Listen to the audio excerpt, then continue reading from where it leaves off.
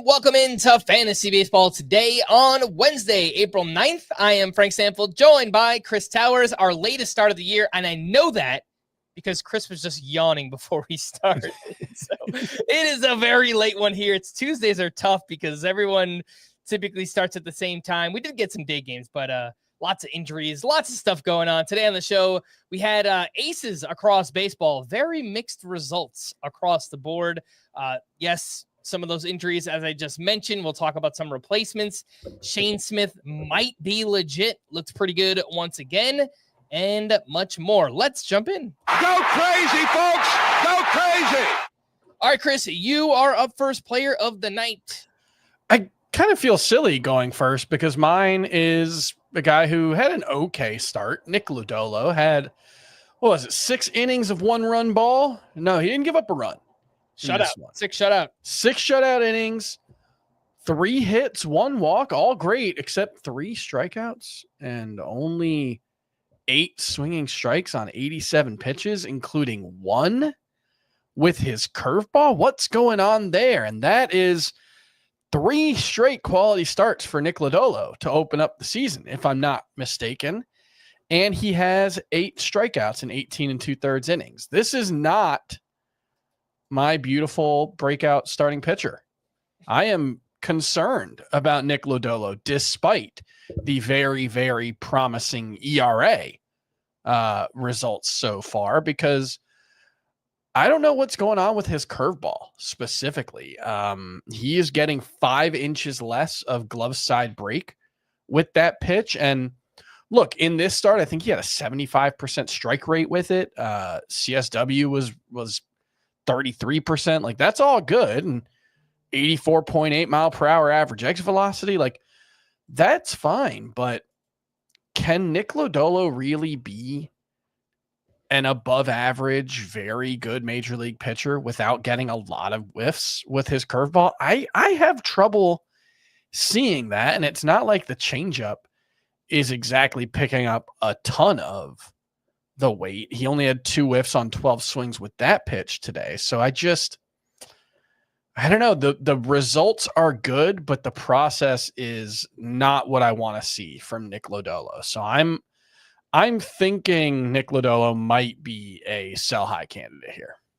Yeah, he is a bit of a tough one to figure out. You mentioned it's only eight strikeouts and 3 starts, all 3 quality starts, but he only has 1 walk allowed so far. So pitching more to contact, I don't know if that's by design. He was giving up a decent amount of hard contact entering this start, getting a good amount of ground balls. But, yeah, I mean, pitching to contact and pitching in Great American Ballpark as your home field is not really a recipe for success here. So the surface level numbers have been good for Lodolo, but yeah, I'm with you. I mean, he's kind of a confusing one so far. For what you invested, like, I don't know that you'll be able to get much for him. You might just want to ride it out and, hope these results start to come with more strikeouts. But, if there is a Reds fan in your league or someone that's just buying this completely and you can get a top 30 starting pitcher in return or an outfielder with all the injuries that are going on right now, something like that, then I think you can look into it. But yeah, Lodolo's bit of a tricky one here early on in the season. We will talk about the pitcher that opposed him in this in just a little bit. I wanted to talk about Shane Smith early on because he took a no-hitter into the 6th inning at the Guardians. He threw 6 shutout, 2 hits, 1 walk, 6 strikeouts, 9 whiffs on 83 pitches, and just passes the eye test. Like, watching him out there, mid-90s with the fastball. The changeup gets a lot of movement as well. He actually struck out Steven Kwan in this start. Like, that was one thing that I saw, and I was like, 2 swinging strikes on Steven Kwan, and the one he got on the changeup, that I think that was not for a strikeout.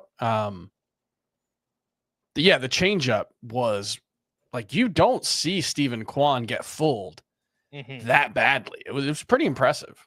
Yeah. No, he's looked good so far. That changeup in particular has been wicked. 4 whiffs in this one, 36% whiff rate.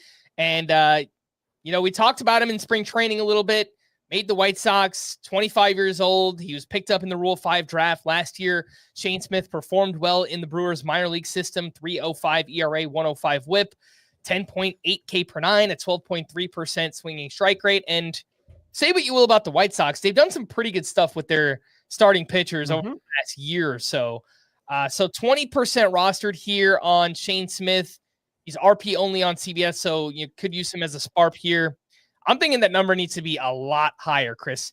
Next time out, Red Sox. That is a much tougher test. So we'll see how he does there. But I would want to add him before that start just to see, like, if he performs really good against the Red Sox, like, it might be too late to pick him up at that point.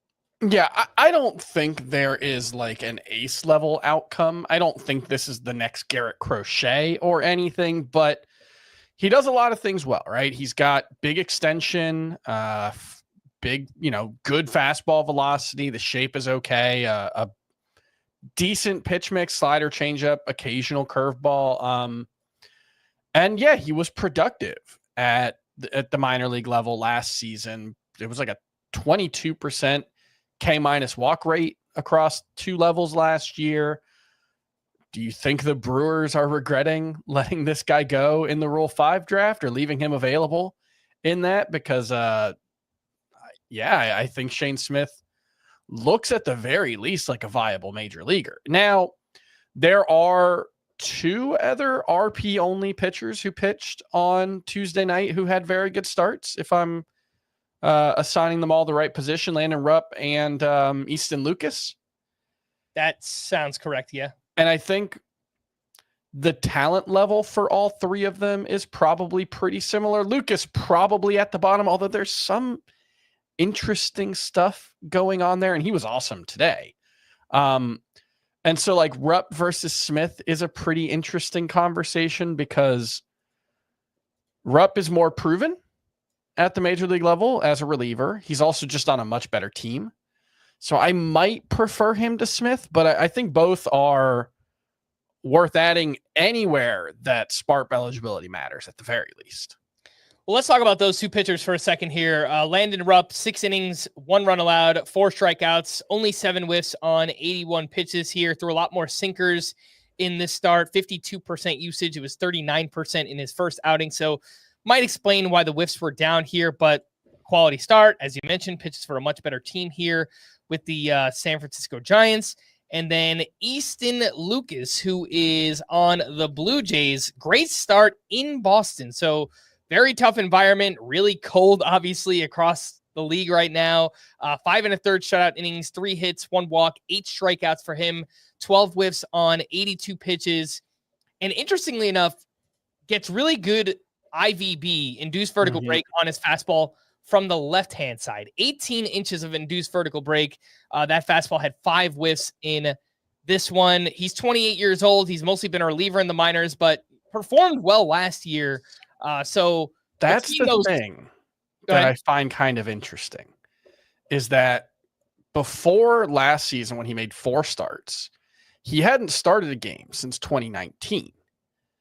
And so that is probably an indication that he's not good enough to be a starter. But I do wonder, like he put up decent numbers last year, mostly pitching in bulk. And it does just make me wonder if like there's some kind of new thing that he's added, or if he's just a late developer, something like that. This is Easton Lucas. I'm not rushing out to add him anywhere except AL only, but I'm keeping an eye on it. You know, I think Smith and Rupp are past the keep an eye on them point.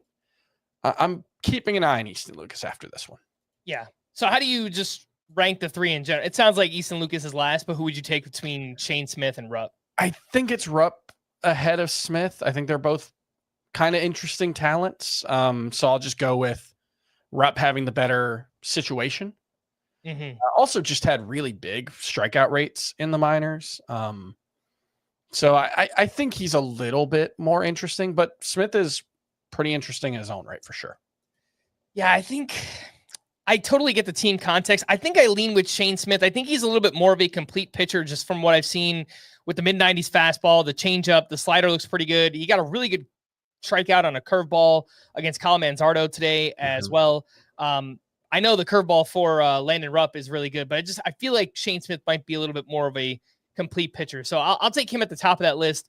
Someone we spoke about yesterday, Hayden Wesneski, another SPARP. Would you take Hayden Wesneski above all these names? I think so. Yeah. There's a little bit more proven, certainly a better situation. So I would go with Wesneski, but they're all fairly similarly fringy for now. Yeah. I think I would take Wesneski as well. I think the Astros in the long run are probably the best team, although Giants have looked pretty good so far. Yeah, I think I would take Wesneski just ahead of Shane Smith. That one is a pretty close call, though. Before we hit our first break, did want to mention Dylan Cease. Oh, my goodness gracious. Shout out for all the wrong reasons here. Crushed by the, I was about to say Oakland. Sacramento, just the Athletics, I guess you can call them. 4 innings, 9 hits, 9 runs, 3 walks, 4 strikeouts. Just completely decimates your ratios in this one. Sets you behind big time in a head-to-head points league. And if you look at the underlying numbers, like 5 hard hits, 83.6 average exit velocity, it doesn't seem like he got crushed, but watching this start, the first inning just spiraled out of control. He had 2 outs, 2 runners on. He gave up 5 hits in a row. Next thing you know, he's given up 6 runs in the first inning of this start. And we were talking beforehand, Chris, the most annoying part of all this is he had the 2 outs. That first hitter comes up, 0-2 pitch. He grooves a fastball down the middle. I don't think he was trying to do that. I don't think Dylan Cease was trying to do that. I think his command is probably just not good enough. But why even throw a fastball anywhere around there? Just like spike 2 sliders in the dirt and try to get like a really bad swing for an out. Like, why throw a fastball anywhere near the strike zone in an 0-2 count? And he did that 2 batters in a row. Like 0-2, just fastball down the middle. And obviously I was watching because I have him on a few teams, so this was a terrible start. But I don't know if you have anything else. It's just frustrating Dylan Cease outing. I have said this for years. I cannot analyze Dylan Cease objectively the way I want to if I ever watch him pitch, because it's the same with Blake Snell. I am repulsed by watching those 2 pitch, because they just go from like looking incredible to being completely lost from one batter to the next. And I just cannot stand so in order to maintain a level head about them, I have to just not watch them pitch, because it drives me crazy. And that is the Dylan Cease experience in a nutshell. He's going to be awesome. He's going to be really good moving forward. And he's going to have these stretches where he just absolutely drives you nuts. And my advice is to just put blinders on and just don't watch him. Yeah, no, that's well said. If you get any solace in this, a 7.98 ERA, a 1.57 WHIP through 3 starts for Dylan Cease. It's a 2.73 FIP, a 3.46 xFIP, 11 K per 9. His left on base percentage is currently 46%. Last year, that was 69%. So yes, things spiraled here. He's maybe had a little bit of bad luck, and if you can find an emotional fantasy manager like me, you should be trying to prey on that person and buy low on Dylan Cease if you can. Couple reminders here. Sign up for the FBT newsletter if you haven't already. How about we throw up the StreamYard code here? Yep. For those watching on YouTube, you can scan the QR code. That will take you right to the website, cbssports.com/newsletters, where you can sign up again for the FBT newsletter for free. And big thanks to those for watching us live. Make sure to hit the like button and subscribe on YouTube if you haven't already. Let's take a break, and we'll be back right after this.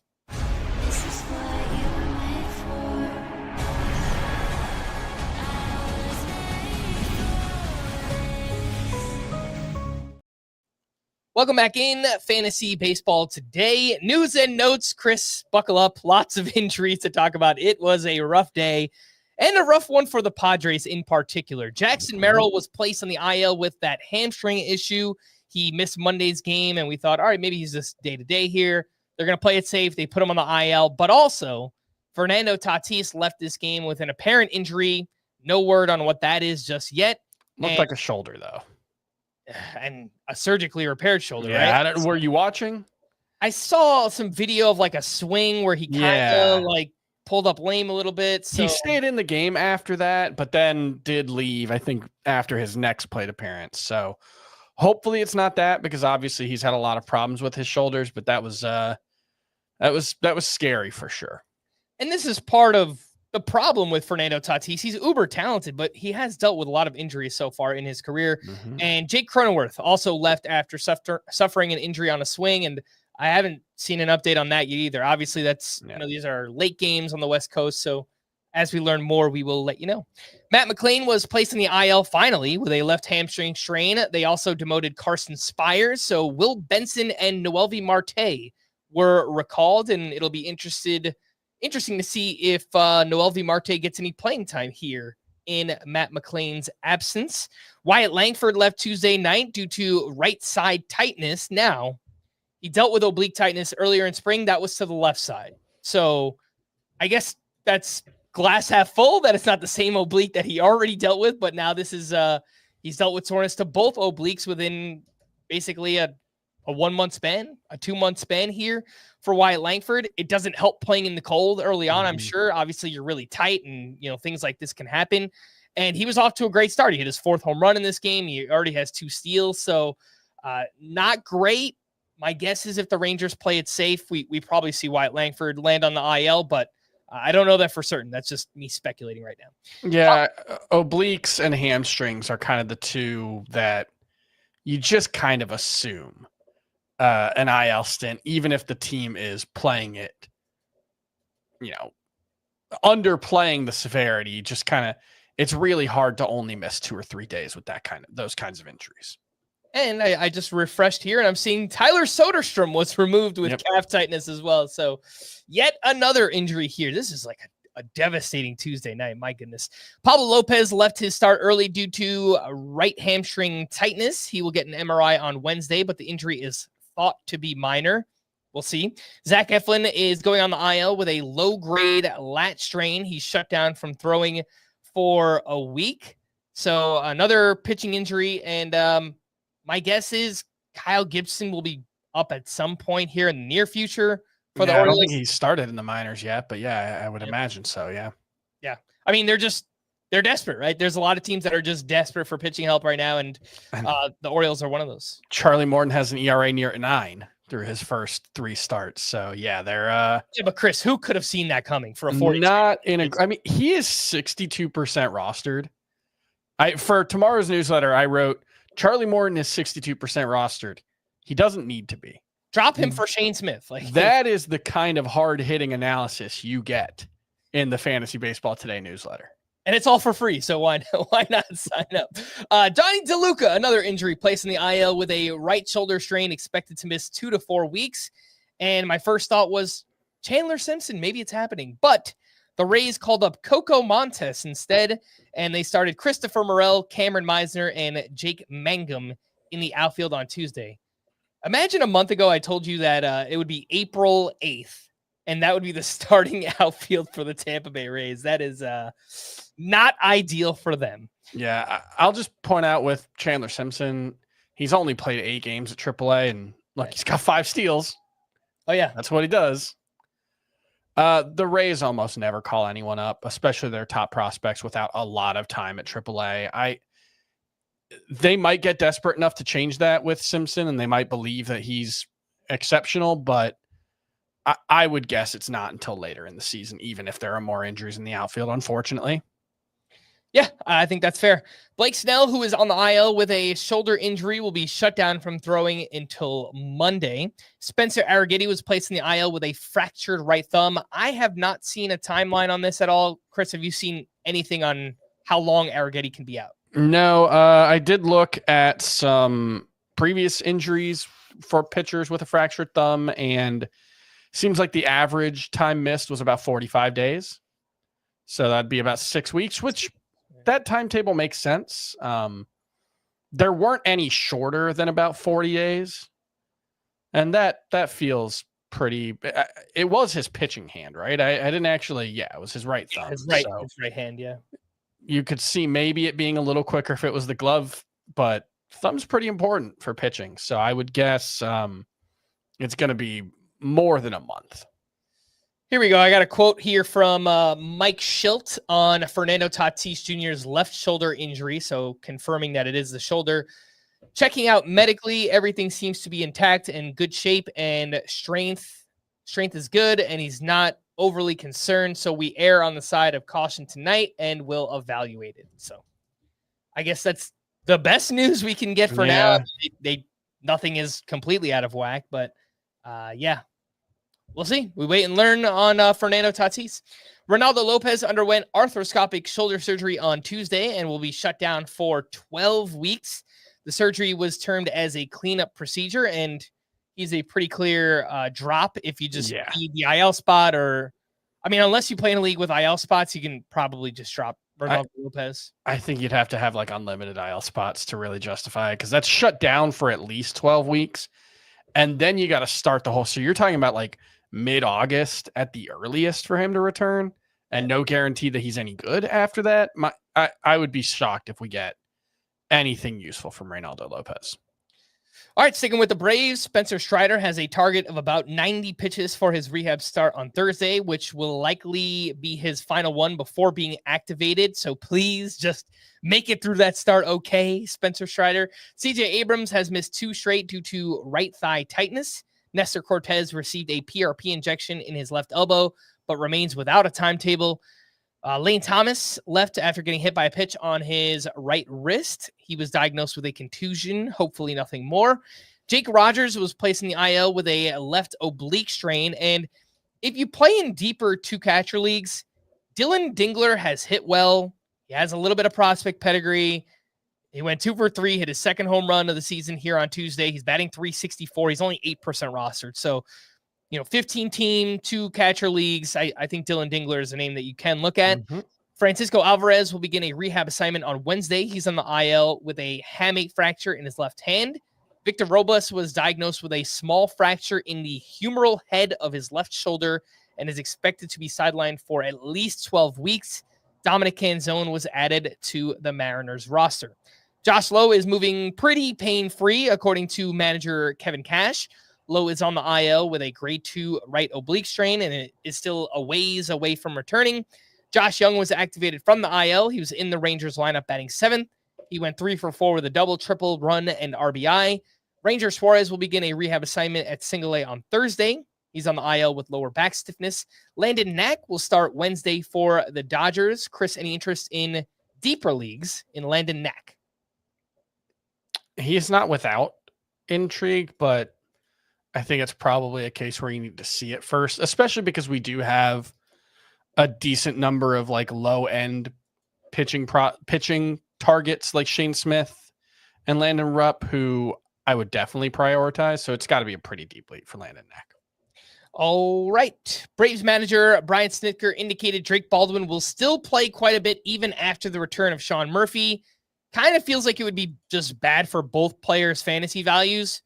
Sean Murphy responded in his debut by hitting a 3-run homer in his first at-bat of the season off of Zach Wheeler. So I don't know if he continues to hit this well. Maybe it's not that close of a split, but I don't know. It just feels like it would be bad for both their fantasy values, Chris. Yeah, it's probably like a 60-40 split in Murphy's favor. And that makes sense given how much he burnt out in 2023 when he got off to that hot start and then had trouble staying healthy last year. So they're catchers though. It impacts the upside for Murphy. But if he's good, it doesn't matter. And some sad news on Tuesday as former Major League pitcher Octavio Dotel passed away at just 51 years old after a tragic accident in the Dominican Republic. Thoughts and prayers there go out to his family. Rest in peace to Octavio Dotel. Some injury replacements. We spoke about all of those injuries that are going on right now between Jackson Merrill, maybe Tatis, maybe Langford, everyone else who's hurt right now. If you're looking for outfielders, Victor Scott, first up in a categories league. He's 75% rostered. So, only out there in a quarter of leagues. It's probably just points leagues at this point, but had a big game here against Paul Skeens. He led off with no Lars Nootbaar in the lineup, 2 for 5 with a 2-run triple. He added a double. He's batting .297, 4 steals early on in the season for Victor Scott. I think Jung-Hoo Lee is a pretty clear name in head-to-head points leagues. He is 73% rostered. And three names, I think in 5 outfielder leagues, Chris. Zach Veen, who made his major league debut. He was batting 7th for the Rockies. He went 1 for 4. Heston Kjerstad, who's been playing more with Colton Cowser on the IL. And Sal Frelick, who's off to a nice start for the Brewers. But a nice start for Sal Frelick is a good batting average and a couple of steals. Not really much else going on there. But anyone else that stand out, or do you want to talk about anyone from this first group of names as outfield replacements? No, I do think it's worth noting that Victor Scott started at leadoff on Tuesday. That was with Lars Nootbaar out of the lineup. We do expect Lars Nootbaar to remain the leadoff hitter for the Cardinals, but it's just, if something were to happen to Nootbaar, it does seem like Victor Scott would be the candidate to step into the leadoff spot, and that would be good. He's off to a very good start, cutting the strikeout rate, making a little more contact. He changed his swing as well, so there's a lot to like there with Victor Scott. And then Zach Veen, anywhere he's available. Actually, Jung-Hoo Lee, I think, even like you said, he's just a points league guy.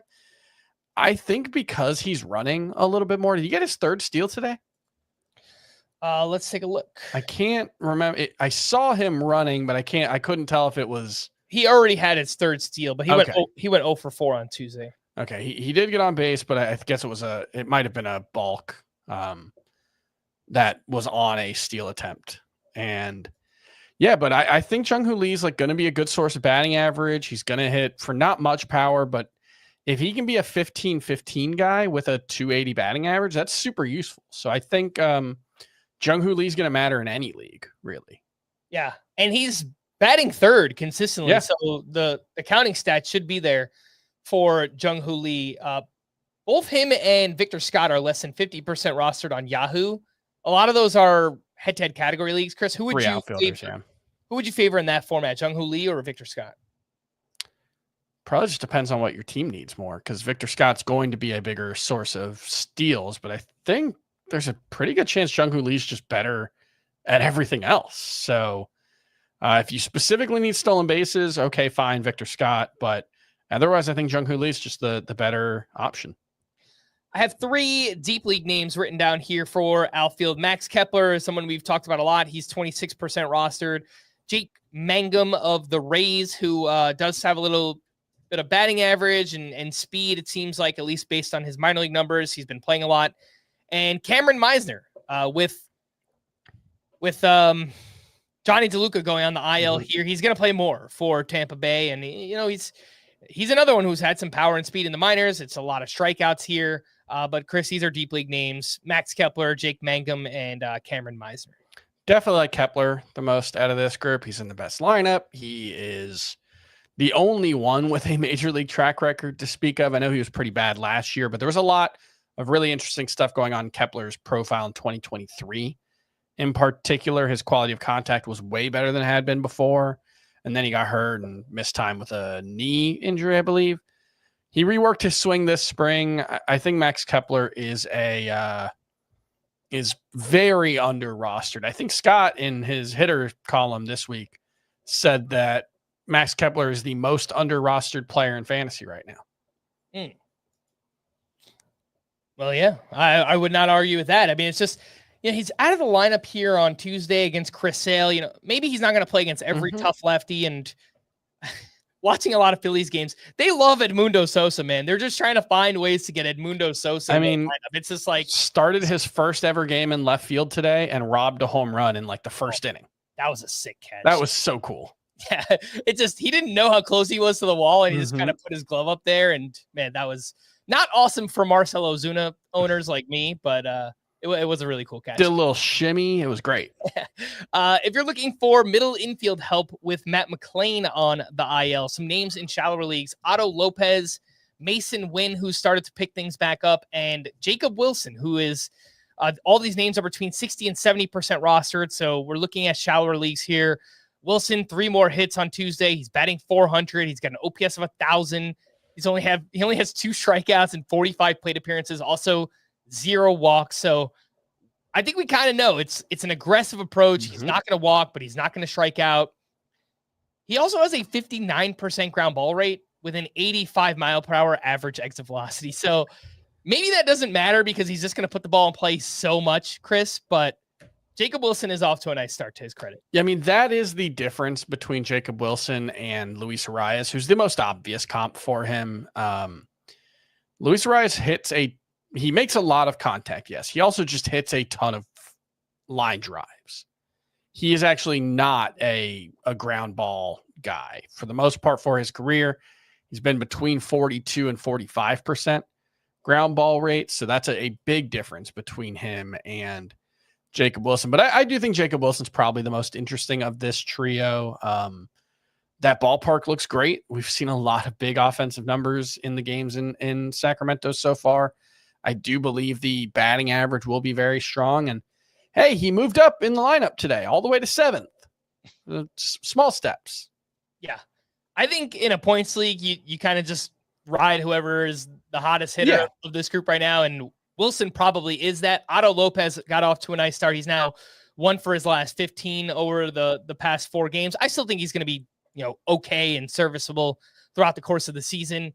In a categories league, I still think Mason Wynn has like 25 plus steal upside this season. So if I'm just looking at a categories league, I think I would still go with Mason Wynn. But if you in a points league, I probably would lean with Jacob Wilson in that really low strikeout rate. Want to talk about Kyron Paris, who continues to impress. He's 1 for 3 with a walk and his 3rd home run here on Tuesday. He has started 3 straight. He's homered in back-to-back games. He's got 3 homers and 4 steals early on in the season here. He's 42% rostered, so pretty widely available.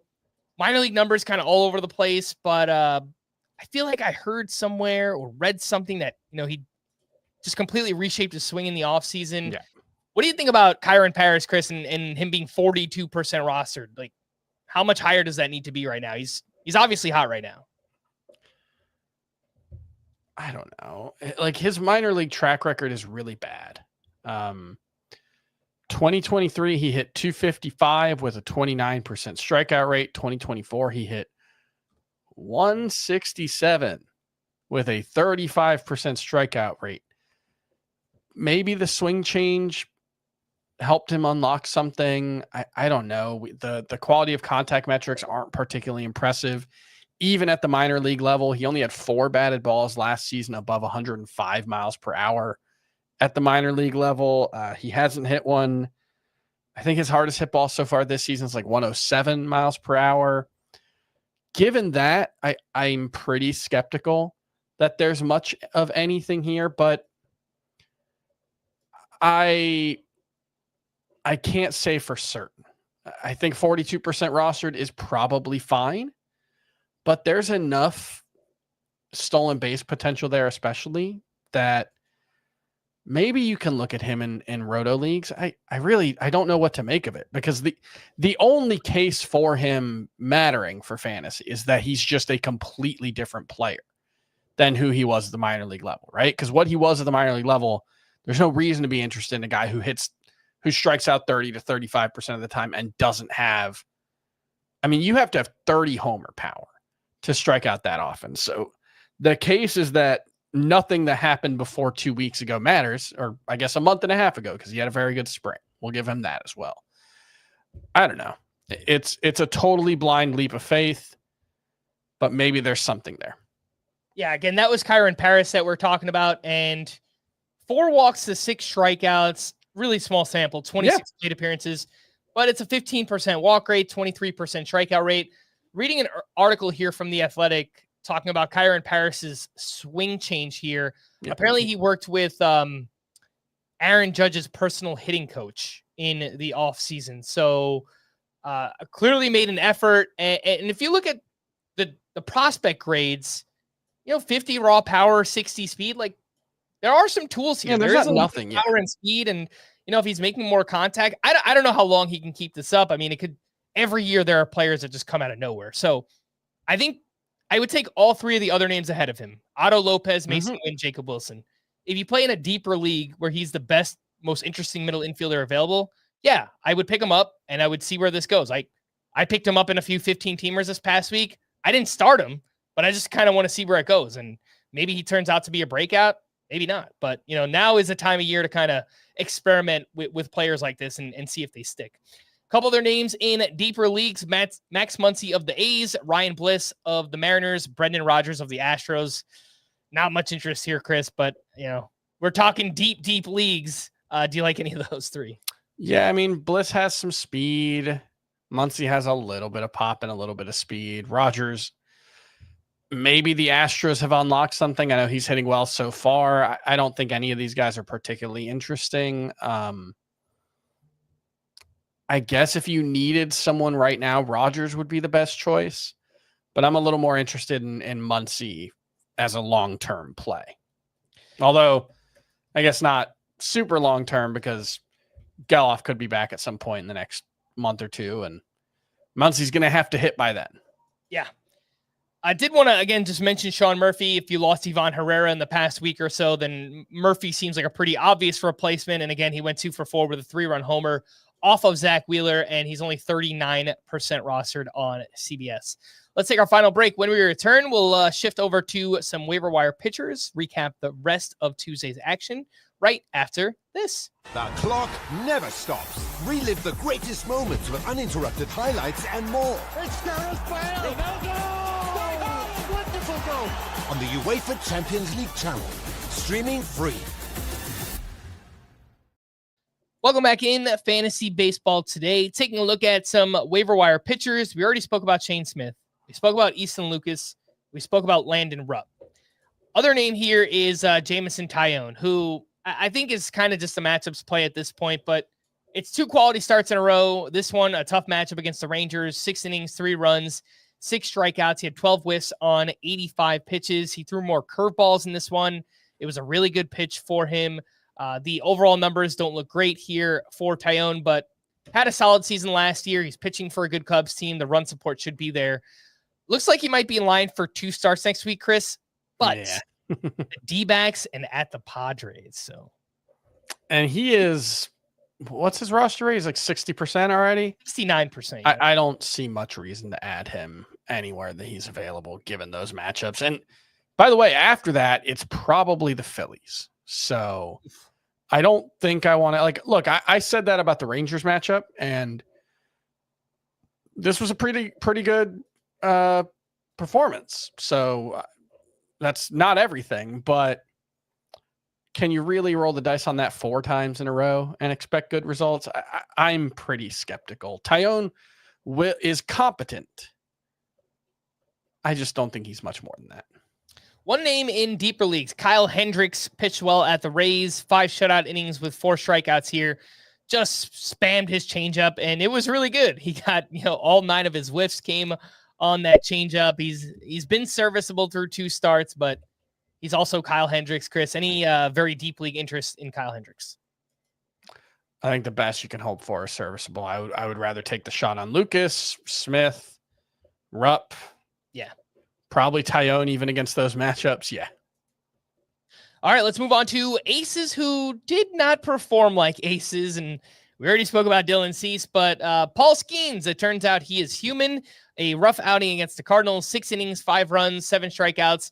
I say rough outing, yes, the earned runs, but still had 15 whiffs on 98 pitches in this one. And, did give up some hard contact. It's, I'm kind of taking a lot of these pitching performances with a grain of salt, just because the weather has been so bad, man. Like, velocity is down across the board, but a lot of these pitchers are pitching in, 30, 40-degree weather. So, yes, it's excuses, but, I think we're all expecting big things out of guys like Paul Skeens. And, 2 others, Zach Wheeler and Chris Sale, though the weather not as bad playing in Atlanta here. So, doesn't hold as much weight. Zach Wheeler, 5 1/3, 8 hits, 5 runs in this one, 7 strikeouts. And Chris Sale, 4 2/3, 9 hits, 5 runs allowed with 5 strikeouts. Did have 15 whiffs on 86 pitches, but anything stand out here, Chris, for Sale, Wheeler, or Skeens, who did not perform very well? Skeens in particular was just bad luck. 82.6 mile per hour average exit velocity against, I would imagine. I wrote down 92.6, so One of us is wrong. I don't know. Maybe I was looking at coming into this start was 82.6. That's what I was. Yeah. That's what it was. I'm checking it now. Yeah, it was 82.6 mile per hour average exit velocity coming into this one. A ton of ground balls. He's allowed one bad start. I don't have any concern about any of these guys, really. If I had to have some concern about one of them, it would obviously be Chris Sale, whose velocity was down to 92.7 miles per hour in this one. That's more than 2 miles per hour down from where he was sitting last season. Given his age, given his lack of track record in terms of staying healthy in recent years, there's obvious concern there. It's not time to panic about him, but this is probably a worse 3-start stretch than he had at any point last season. And there are going to be limitations in his workload because he pitches for the Braves and they want to try to keep him healthy. So yeah, I'm a little worried. I'm not concerned. I'm not panicked, but it's a little concerning. Yeah, that was the main thing that stood out to me too, is the fastball velocity being down here for Chris Sale. But if you look at the underlying numbers so far through 3 starts, it's a 314 FIP, 308 xFIP, 17 walks to 1 strikeout here for Chris Sale in 14 2/3 innings pitched. Let's talk about Shane Baz, Chris. The results are there. How much do you trust it? Here, this one against the Angels, 7 innings, 2 runs, 4 walks, 6 strikeouts, only 8 whiffs on 96 pitches. So maybe a little bit fortunate to wind up with those 6 strikeouts here, but used a lot more fastballs in this start. The curveball was not nearly as effective and still not really getting anything from that slider post Tommy John surgery. First start was tremendous for Baz. This one, the surface level numbers are good, but when you dig in, it's not as impressive. What do you think? Yeah, 4 walks especially is not what you want to see, and went from 8 whiffs with the curveball in the first start to just 2 in this one. That's a big deal because, what we've talked about with Shane Baz and looking for the breakout there was the slider needs to get back to where it was pre-injury, and it hasn't yet. But if the curveball could be a big swing and miss pitch for him like it was in the first start, then maybe that makes up for it. And in this one, it wasn't. It's really frustrating that everybody else was making their 3rd starts for the most part, and this was just Shane Baz's 2nd. So we really just haven't had many looks at him. I'm not dropping him, certainly, but I wouldn't be going out and trading for Shane Baz right now. All right, let's bounce around to a few different hitters here. Some first base talk. Pete Alonso off to a great start. 2 for 4 with 2 doubles, 4 RBI. He is batting .333, 3 homers, 15 RBI, 1139 OPS. I know you brought this up as a possibility. He really could lead baseball in RBI this season. That is Pete Alonso. Paul Goldschmidt off to a nice start. 3 for 4. He led off against the lefty in Tarek Skubal. He's batting .381. Haven't seen much power yet, only 1 homer, but it's a .935 OPS, only a 17% strikeout rate. So I think pretty encouraging start for Paul Goldschmidt. And Spencer Torkelson heard us talking smack yesterday about his strikeout rate. 2 for 4 with his 3rd home run. He added a double, batting .310, 3 homers with a 1051 OPS. Chris, anything that stands out from Torkelson, Goldschmidt, and Pete Alonso early on?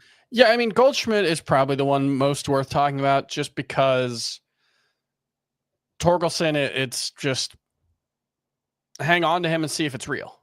I'm not sure it is, but it might be. And then Alonso, when you talk about RBI skills, we usually don't talk about RBI skills, but guys who can hit for power without sacrificing contact are usually good bets for a lot of RBI, especially when they hit in very good spots in the lineup.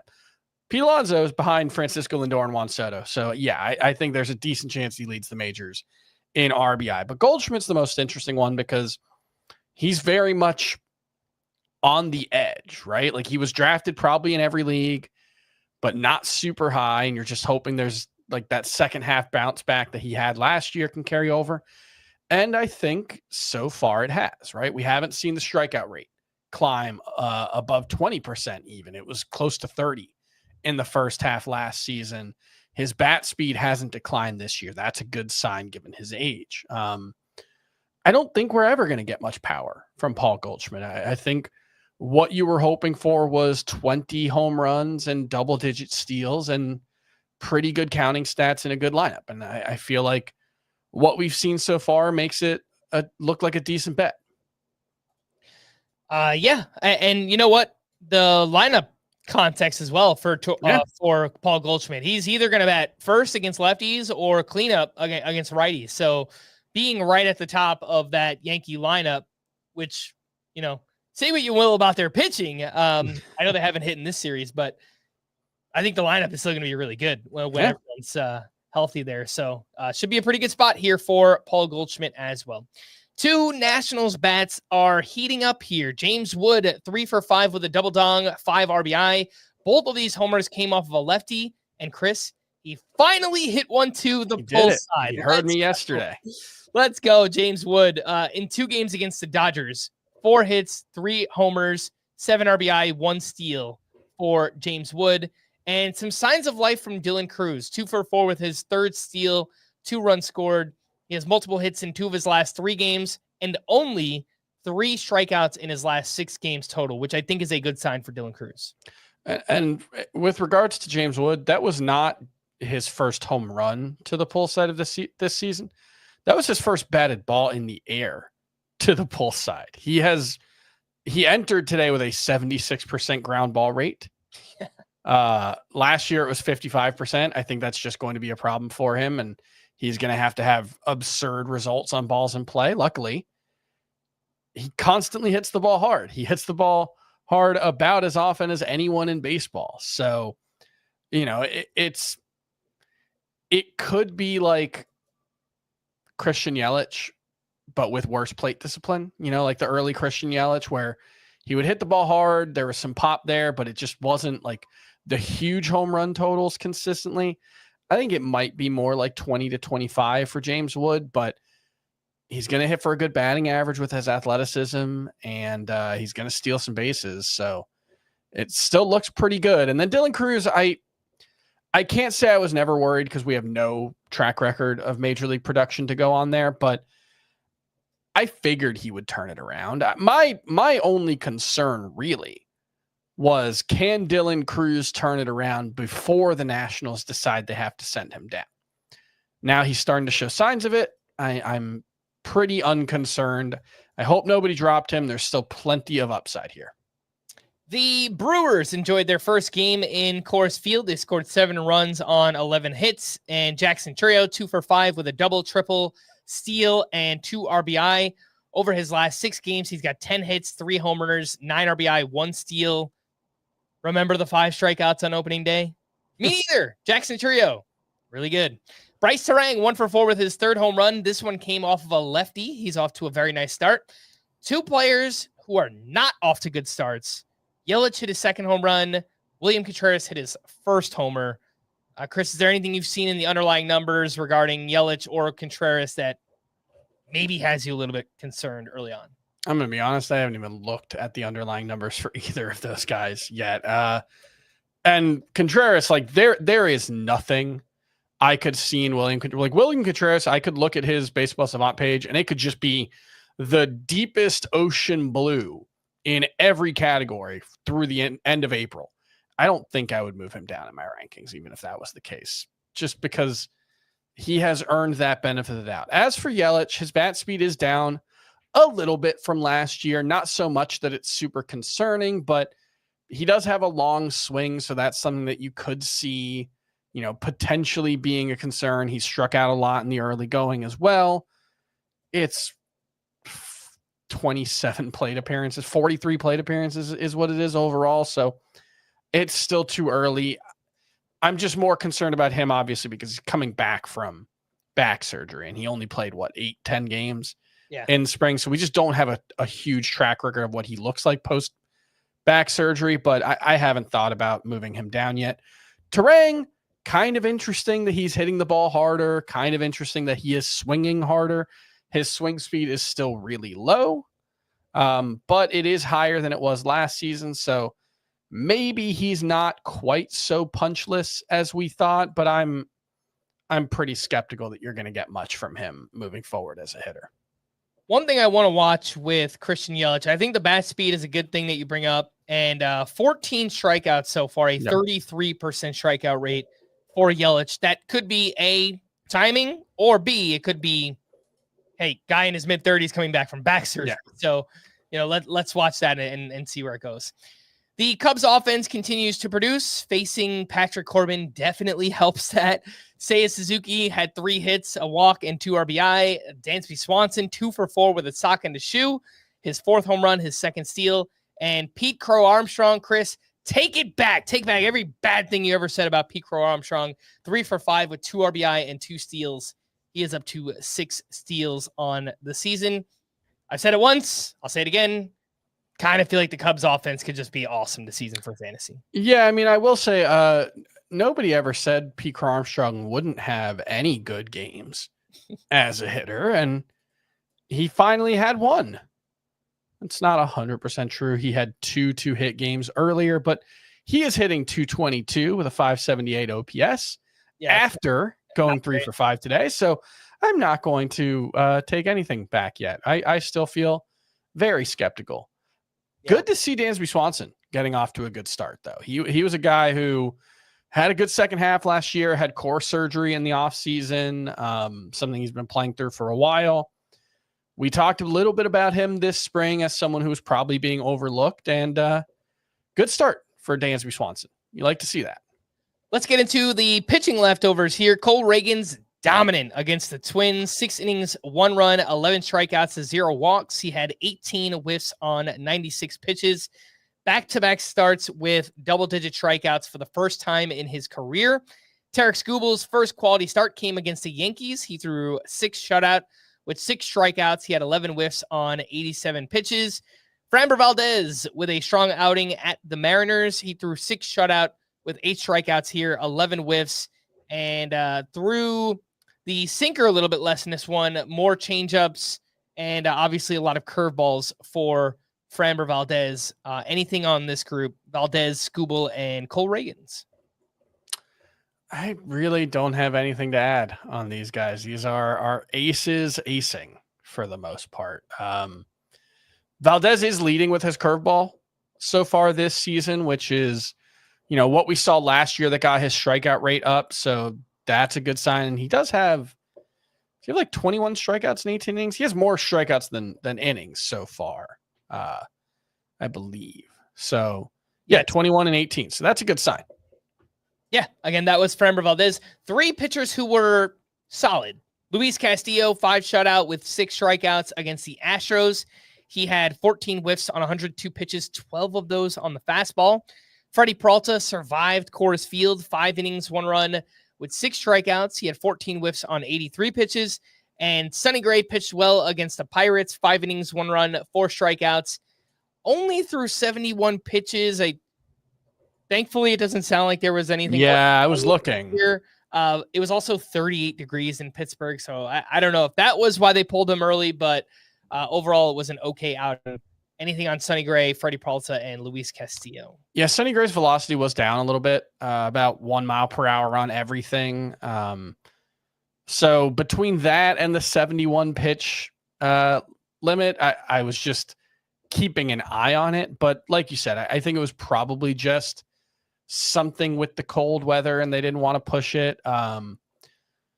Peralta continues to look really good. Obviously being in Coors Field, he changed his pitch mix today, barely threw his secondaries. It remains interesting that he's throwing his curveball so much more than his slider so far this season, because that's kind of been the opposite throughout his career. Even in this one, 11 curveballs, 6 sliders. I don't know what to make of that exactly, because the slider's generally been the better pitch, but the curveballs looked good, so I'm not too concerned about it.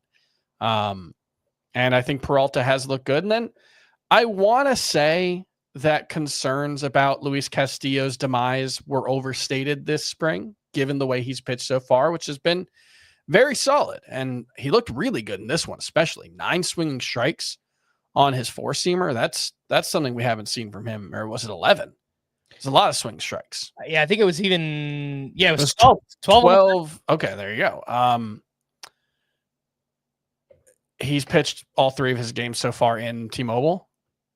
So I just don't. I don't think we can say, right? Like I feel pretty good that he's not just finished, like some people were concerned, but is he still a must-start pitcher? I think so, but I won't really have as good of a sense for that until we see some more of him away from T-Mobile. I don't think Luis Castillo is finished per se. I think maybe he just pitches closer to his underlying numbers the past couple of years, which like a high threes ERA. Like I don't think that would be finished, but that would be kind of like, I guess he's finished as like an ace for fantasy or I think there was just, it felt like there was like some like real doomerism going on around Luis Castillo this spring. Not necessarily on this podcast, but just around in the air. And I wrote him up as a bust for sure. So I don't want to back down from it, but it was mostly that I thought he would kind of pitch closer to like a 4 ERA this year. And, he would just continue to decline a little bit, but so far that's reasonable. Yeah. He has been pretty good, but all 3 starts coming at home. Some mixed outings from these 3. Clay Holmes against the Marlins, 5 1/3, 4 runs, 10 strikeouts, 13 whiffs on 87 pitches, and really mixed things up in this one. Velocity was down, but it was, again, very cold there in New York. He was actually through 5 innings with 2 earned runs, 10 strikeouts. Yeah. They brought him out for the 6th. Some of his inherited runners came in to score, and obviously that kind of ruined the line here for Clay Holmes. Garrett Crochet against the Blue Jays, 5 2/3, 4 runs allowed, only 1 of those earned, 4 walks, 5 strikeouts. So again, mixed results. And Jeffrey Springs, it's been up and down. The first start, awesome against the Mariners, which is a really good matchup. But this one here against the Padres, 6 innings, 7 hits, 4 runs, 3 of those earned, 2 walks, 4 strikeouts, 12 whiffs on 102 pitches, but gave up some hard contact. He's been a bit of a tough one to figure out, Chris. Anything stand out from Springs, Garrett Crochet, and Clay Holmes? Yeah, Crochet admitted his stuff was, quote, terrible. He said, there really hasn't been a start this year where I feel like I've had my best stuff. Hopefully that's because I'm building and they're all going to come later in the year. Yeah, I hope so too, because he hasn't had he has 1 quality start so far, that dominant 8-inning start. Other than that, he's been pretty underwhelming. It's moderately concerning, if only because we just don't have any kind of track record here outside of like he's had 3 months where he's been a full-time starting pitcher really ever. Like that's not overstating it, because he dealt with some injuries in college, dealt with a ton of injuries as a professional, had the COVID season lost. And so we just don't have a long track record here. And so, if he struggles for a month, well, that's 25% of his time as a full-time starter. And he's got to get through the next 5 months after that. I don't think we're at that point yet where you're worried, but it's just not what we wanted to see. With Springs, I think he just goes as the changeup does. The changeup was good in this one, so he was fine, right? It was a quality start against a Padres team that does not strike out very much. I think they had the lowest strikeout rate in baseball last year, so not going to hold it against him too much. It's a tough matchup. Clay Holmes, really bad first inning. Not great 6th inning, although there was definitely one. I think the walk probably should have been a strikeout. And it was just a bad call. And then the reliever came in and didn't help. It's not what you want to see from Clay Holmes. Certainly, I think we're at the point, it's early, and there have been flashes, especially in this one with the strikeouts, where I'm not writing him off. I'm not dropping him, but it is, I think we can say at this point that like the top 200 picks on Clay Holmes probably weren't the best idea. And sometimes he was getting pushed even higher than that. His ADP in the final week before the season was like 170. I think that was probably, we got over our skis a bit too much. That's not to say he can't be useful. That's not to say you should drop him. But I have a piece coming out tomorrow on the 10 players who were the biggest risers over the final week of drafts and just where they're at, how we're feeling about them. And Holmes is one of the ones that I think we're not feeling great about how much we moved him up in the rankings, and the fact that it was mostly because of spring performance might be a lesson there. All right, 3 hitting leftovers. George Springer stayed hot, 2 for 4 with a massive home run off of Garrett Crochet, 422 feet. And Springer is batting .459 with 2 homers, 2 steals, 1254 OPS early on. Kyle Schwarber had a huge game. He went 3 for 3 with a walk, a triple, monster home run, 462 feet off of Chris Sale there, lefty on lefty for Schwarber, who has 5 home runs and a 1255 OPS early on. And a nice game for Brenton Doyle, 1 for 3 with a sock into shoe, his second home run and his first steal of the season. Call to the bullpen for the Cardinals with Ryan Helsley unavailable. Phil Maton entered with 1 out in the 9th inning, a runner on second, gave up an RBI double, but picked up his first save of the season. For the Braves, Raisel Iglesias walked 1, picked up his first save. For the Rays, Pete Fairbanks got the 9th inning with the game tied. He gave up a run on 2 hits and took his first loss.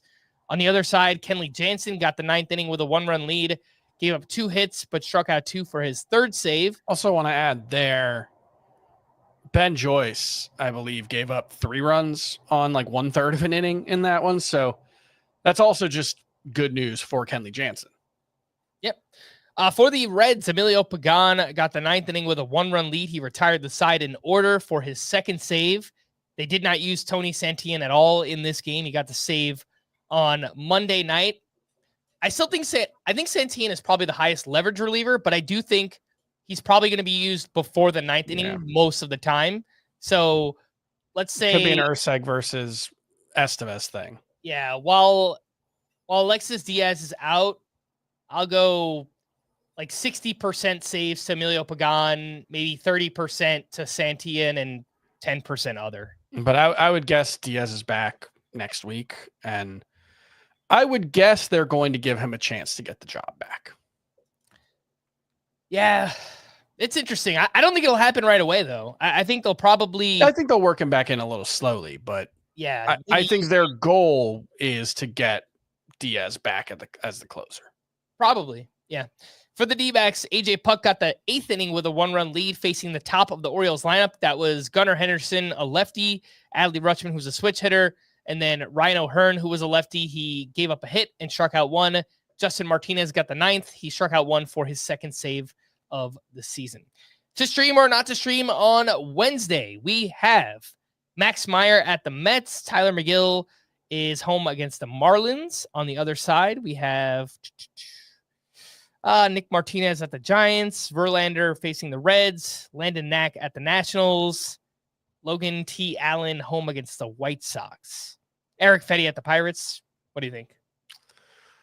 I think Max Meyer's the best pitcher on the slate, but the matchup's obviously not great. I would go McGill, Meyer.